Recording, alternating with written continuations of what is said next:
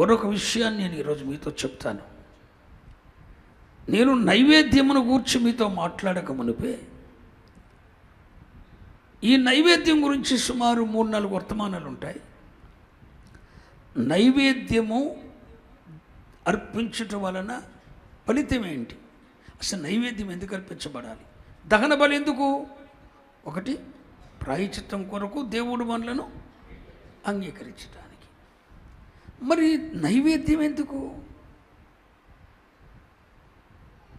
నైవేద్యం ఎందుకు? నైవేద్యము ఎందుకు? మరి దహన బలి దేనితో అర్పించేవారు? పవిత్రమైన ఎద్దు కానీ, గొర్రెపిల్ల కానీ, మేకపిల్ల కానీ, గువ్వ పిల్ల కానీ, పావురు పిల్ల కానీ, పవిత్రమైన జంతువుల్లో కానీ, పక్షుల్లో కానీ, వీటిలో నుండి ఎన్నుకోవాలి. కానీ నైవేద్యం గోధుమ పిండి. స్తోత్రం చెప్పండి. హల్లెలూయా. దహన బలిలో రక్తం కనబడుతుంది, ప్రాణార్పణ కనబడుతుంది, బలిపీఠం మీద మొత్తం దహించబడటం కనబడుతుంది. కానీ నైవేద్యంలో రక్తం కనపడదు. నైవేద్యం గోధుమ పిండితో అర్పించబడుతుంది. మరి నైవేద్యం ఎందుకు? హలో, నైవేద్యము ఎందుకు? కొన్ని ప్రాముఖ్యమైన విషయాలు మీతో చెప్తాను, వినండి. మొదటి అధ్యాయంలో ఏం చూసాం? లేవియాకాండం మొదటి అధ్యాయంలో ఏం చూసాం? దహన బలి, దాని ప్రాధాన్యత చూసాం. మరి నైవేద్యము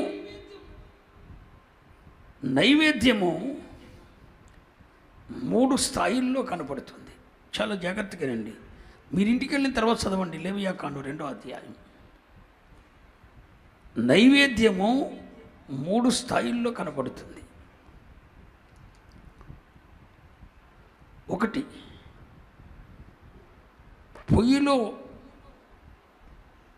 పొయ్యిలో కాల్చిన నైవేద్యం అనండి. 2, పెనము మీద కాల్చిన నైవేద్యం అనండి. 3, కుండలో వండిన నైవేద్యం. అందరూ అనాలి. నేను మరలా మిమ్మల్ని అడుగుతా, ఎన్ని నైవేద్యాలు? 1, పొయ్యిలో కాల్చిన నైవేద్యం. 2వ అధ్యాయము 4వ వచనం. నీవు పొయ్యిలో కాల్చిన నైవేద్యము చేయనప్పుడు. ఓకే, ఇదే నైవేద్యం. పొయ్యిలో కాల్చిన నైవేద్యం. 2వది 5వ వచనం. నీ అర్పణము పెనము మీద కాల్చిన నైవేద్యమైన ఎడల. పెనము మీద కాల్చిన నైవేద్యము అనండి. 3, 7వ వచనం. నీవు అర్పించున్నది కుండలో వండిన నైవేద్యమైన ఎడల. నీవు అర్పించున్నది కుండలో వండిన నైవేద్యమైన ఎడల. మొదటి నైవేద్యం ఏంటి? పొయ్యిలో కాల్చిన నైవేద్యం. 2వ నైవేద్యం ఏంటి? పెనము మీద కాల్చిన నైవేద్యం. 3వది కుండలో వండిన నైవేద్యం. మీరింటికి వెళ్ళిన తర్వాత మనసు పెట్టి ధ్యానం చేయండి. ఈ నైవేద్యానికి కావలసిన ఏంటంటే, నెంబర్ 1 గోధుమ పిండి అనండి. లేవియాకాండం 2వ అధ్యాయము 1వ వచనం. ఒకడు యెహోవాకు నైవేద్యం చేయనప్పుడు అతడు అర్పించున్నది గోధుమ పిండిదై ఉండవలెను. యాజకులకు అహరోను అతడు దాని మీద నూనె పోసి. అది నైవేద్యం ఏ పిండితో కూడినదై ఉండాలి? గోధుమ పిండిదై ఉండాలి. గోధుమ పిండితో కూడినదై ఉండాలి. 2వది దాని మీద నూనె పోసి సాంబ్రాణి వేసి. యాజకులకు అక్కడ ఎన్ని వస్తువులు వచ్చినాయి? 1, గోధుమ పిండి అనండి. 2 నూనె పోయాలి. గోధుమ పిండితో నూనె పోసి దాన్ని మిళితం చేసి దాని మీద సాంబ్రాణి వేసి. ఎన్ని వచ్చినాయి? 1 గోధుమ పిండి, 2 నూనె, 3 సాంబ్రాణి. అదే 2వ అధ్యాయం 13వ వచనం. నీవు అర్పించు ప్రతి నైవేద్యమునకు ఉప్పు చేర్చవలెను. 4వది ఏంటి? ఉప్పు. ఇక అందరూ నా వైపు చూడండి. నైవేద్యము ఎన్ని స్థాయిల్లో కనబడుతుంది? మొదటిది పొయ్యిలో కాల్చిన నైవేద్యం, 2వది పెనము మీద కాల్చిన నైవేద్యం, 3వది కుండలో వండిన నైవేద్యం. ఈ నైవేద్యములలో నువ్వు ఏ రకమైన నైవేద్యాన్ని చేసినా ఆ నైవేద్యమునకు కావలసింది 1 గోధుమ పిండి, 2 నూనె, 3 సాంబ్రాణి, 4 ఉప్పు. ఈ 4తోనే చేయాలి.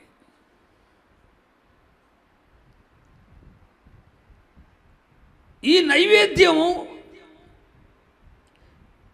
గోధుమ పిండితో, నూనెతో, సాంబ్రాణితో, ఉప్పుతో వేసే ఈ నైవేద్యం ఎందుకు పనికొస్తుంది? దీని వలన ఉపయోగం ఏంటి? ఈ నైవేద్యములు ఇన్ని రకాలుగా ఎందుకు చేసేవారు? పొయ్యిలో కాల్చిన నైవేద్యం ఒకటి ఉంది, పెనము మీద కాల్చిన నైవేద్యం ఒకటి ఉంది, కుండలో వండిన నైవేద్యం ఒకటి ఉంది. ఏ నైవేద్యమైనా నైవేద్యమునకు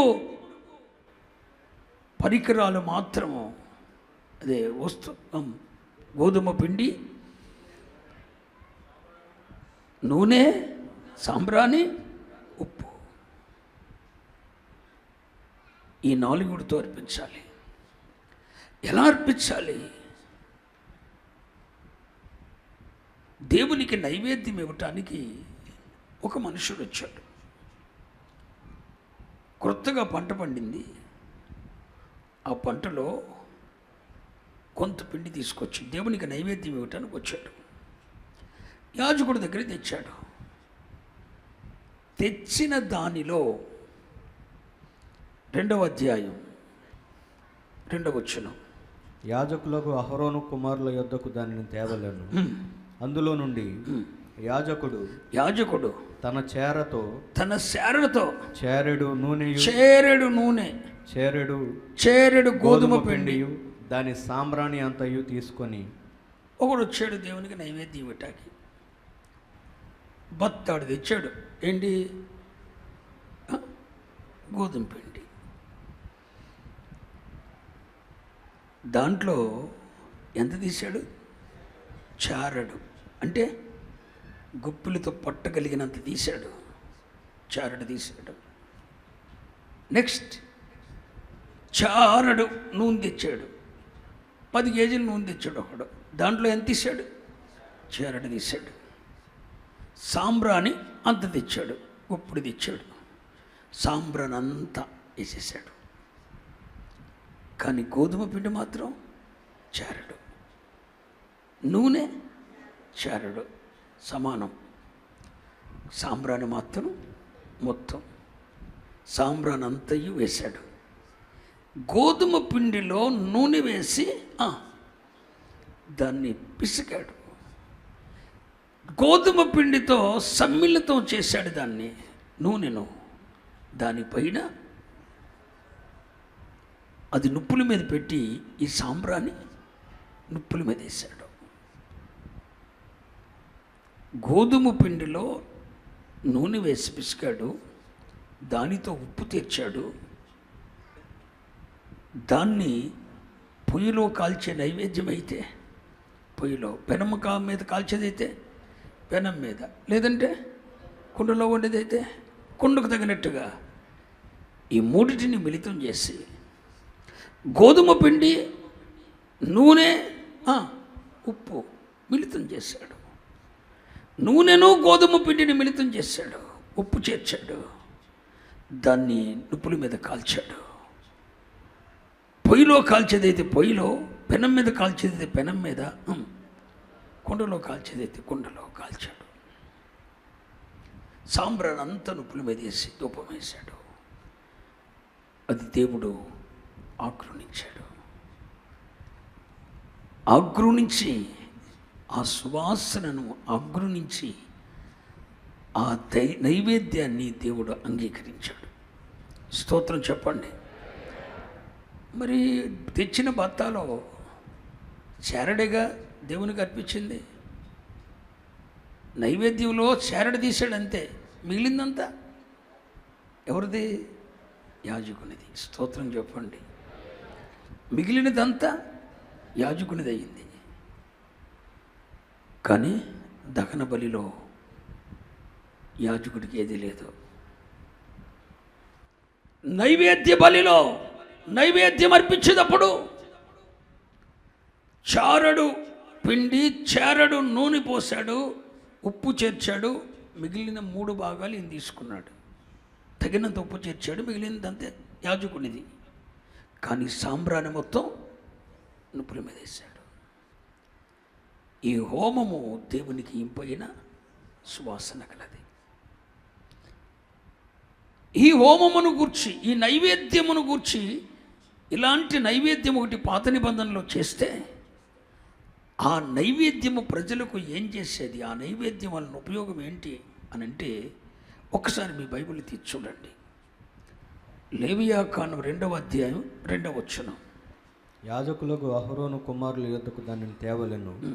అందులో నుండి యాజకుడు తన చేరతో చేరడు నూనెయు, చేరడు గోధుమ పిండియు, దాని సాంబ్రాణి అంతయు తీసుకొని యెహోవాకు ఇంపైన సువాసన గల హోమముగా. ఈ నైవేద్యం ఏంటండి? దేవునికి ఇంపైన సువాసన గల హోమము. ఇది మూల భాష గ్రంథంలో ఏమని రాయబడిందో చెప్పన? ఇలాంటి ఒక నైవేద్యాన్ని ప్రజల పక్షంగా యాజకుడు అర్పిస్తే ఆ నైవేద్యమట దేవునికి ఇంపైన సువాసన గల హోమమట. కానీ అది మూల భాషలో ఏమని రాయబడింది తెలుసా? దేవునిని సమాధానపరచు హోమము, దేవునిని శాంతపరిచే హోమము, దేవుని నెమ్మదిపరిచేది, దేవుణ్ణి విశ్రమింపచేసేది. కోపముతో రగిలిపోతున్న దేవుని, ఏదో చెయ్యాలని కదలాడిపోతున్న దేవుని శాంతపరిచి, నెమ్మలపరిచి, సమాధానపరిచేదే ఈ హోమం. ఇంపైన సువాసన గల హోమము అని తెలుగు బైబిల్లో ఉంది. కానీ మూల భాష గ్రంథంలో ఏమని రాయబడింది తెలుసా? దేవునిని శాంతపరచు హోమము. స్తోత్రం చెప్పండి. ఏంటండి? దేవుని శాంతపరచు హోమము.